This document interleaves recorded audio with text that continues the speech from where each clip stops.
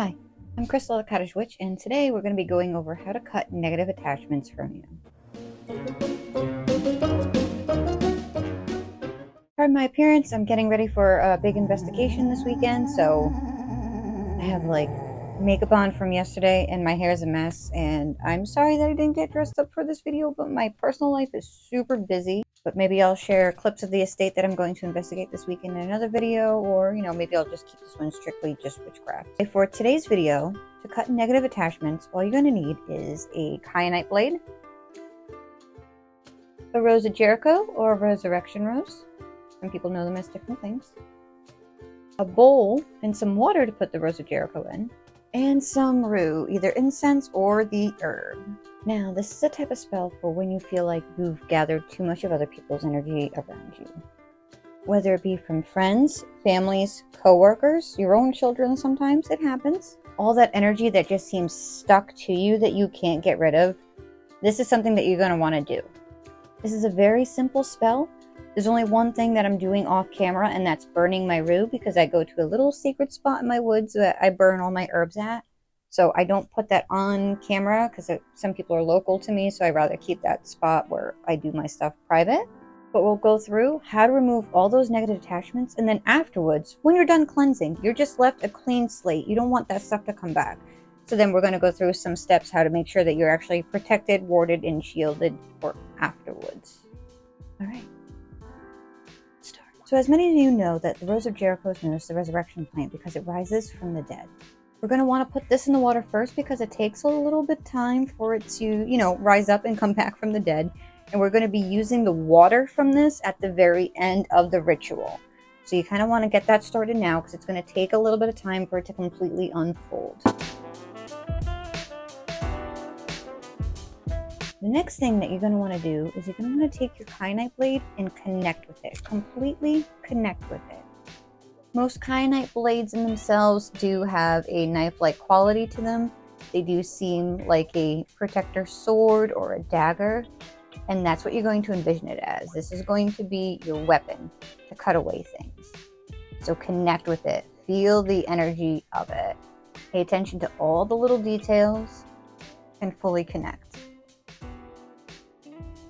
The next thing that you're going to want to do is you're going to want to burn some rue. Now, you could burn it in your cauldron on some charcoal, or even if you have rue incense. Rue is the best for removing negative energy, removing the evil eyes, so on and so forth. It's one of my main uncrossing herbs. So as you're burning the rue, what you're going to want to do is you're going to want to hold the kyanite blade in the rue. Use it like as you're cleansing the blade in the rue, but we're not cleansing it with the rue. We're strengthening it. We're fortifying it. We're adding that smoke into every crevice. That way, not only with kyanite's ability to cut through negative energy without needing to be recharged, we're adding in that extra oomph to get away all that extra ick. So let that kyanite blade fully immerse in that rue smoke for as long as you want or as little as you want. Whatever you feel like is right to you. I can't tell you how long that'll take. Only you will know. Then what you're going to do is you're going to take the blade and start from the very top of your head and working your way down like you would with a candle cleanse or an egg cleanse. Imagine that you're cutting away ties of negative energy, and you're going to want to get as close to your skin as possible as you're doing it in a sweeping, cutting motion.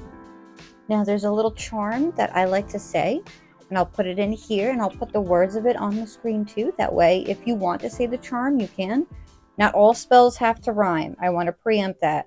It's easier for me to memorize them if they rhyme, just because my memory isn't the best. So a lot of my personal spells that I write do rhyme, but you don't have to have them rhyme. So the incantation is: Blade of Black, cut away any attack. Stone's edge is sharp and true. Strengthen by the smoke of rue. No strings or leeches attached. The power of kyanite is unmatched. As I cut, your hold on me starts to fray. I feel your influence fall away. You have no effect on me anymore. My energy is protected against you forevermore. Now you can say that as many times as you want or as little times as you want. That doesn't matter. You could just say it once. You don't have to say anything at all. Just envision the red cords of life that attached you to other people that had no business being attached to you.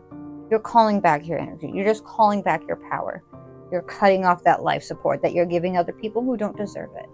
You can't help yourself if you're too busy helping everybody else till there's nothing left of you.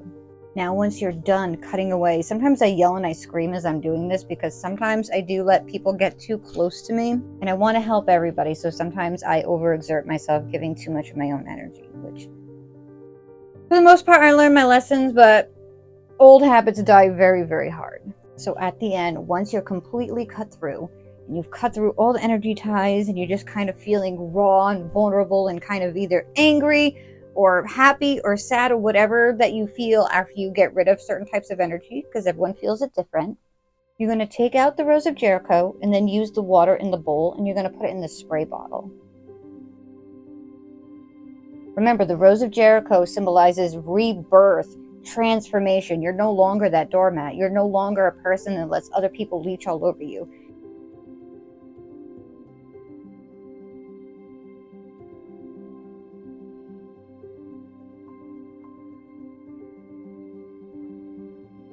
Spray yourself all over with that, all over in your hair.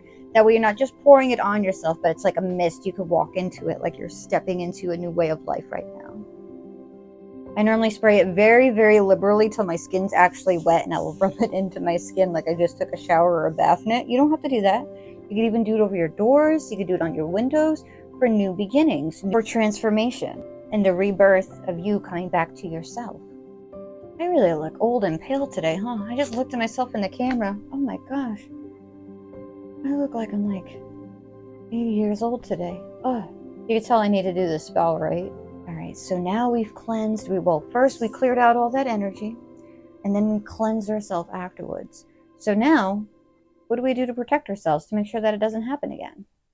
Well, besides the mundane over the magic, setting your boundaries, being aware of how much attention that you give to certain people, how many people like to be in a victim mindset, how many people will use certain relationships for their own gain. I'm not saying that's the case, but these are things that you should look out for in your personal life. Or psychology articles online. I'm not here to give you that type of advice, but I will tell you to make sure that you're always looking out for yourself as well. There are basic forms that you could do. Some people wear perfumes and sprays every day. Some people wear jewelry and they enchant their jewelry. Some people enchant their makeup, their moisturizer, their lotion, everything they put on them. As soon as they're putting on their moisturizer as a type of glamour, they'll imagine it as their shield. But I was trying to think of something that would absolutely include everybody, because some people just don't do that. And I do something every day, and I realized I never shared it with you guys. This is going to look really, really weird, and you don't have to do it. These are just the ones that I'm wearing today. Each one's mine are different, but I put sigils on the bottom of my shoes. Each shoe is completely different, but I do that way. No matter where I walk, I always carry magic with me. So I have the bind root for courage, and then I have one for bravery in spiritual, mental, and physical aspects, as well as overcoming myself. That way, with each step I take, I'm another step. I walk with courage. I walk with myself, and I'm aware of myself. Now, you can make your own sigils for these, or you could use ones already made, but I figured this was a great way to remind other people that you could literally bring magic with you. Another thing that I do is I made a sigil for in my phone case, because sometimes I sit there and I think about things on social media, or I want to reach out to certain people and I feel like I can't do that and I get in my own way. I make a sigil for that on my phone, so I only hear from people who want to hear from me and who love me, and they think of me randomly and they send me messages to tell me that they love me. So if you're looking for a less visible way, instead of wearing a whole bunch of crystals or doing moisturizers or whatever that you would do, definitely do sigils at the bottom of your shoes and put a sigil in your phone case. I really hope this helps some of you. This was a very rushed video. I'm very, very sorry. I've been so busy lately, so I only had 2 hours to think of a video, film this video, and then edit this video within that 2 hours to get it done on my normal upload date of Saturday. Plus, I have to do everything to get ready for all my paranormal investigations this weekend. But I hope you're having a good day, night, evening, whatever time it is. And I hope good things happen to you. Thanks for watching.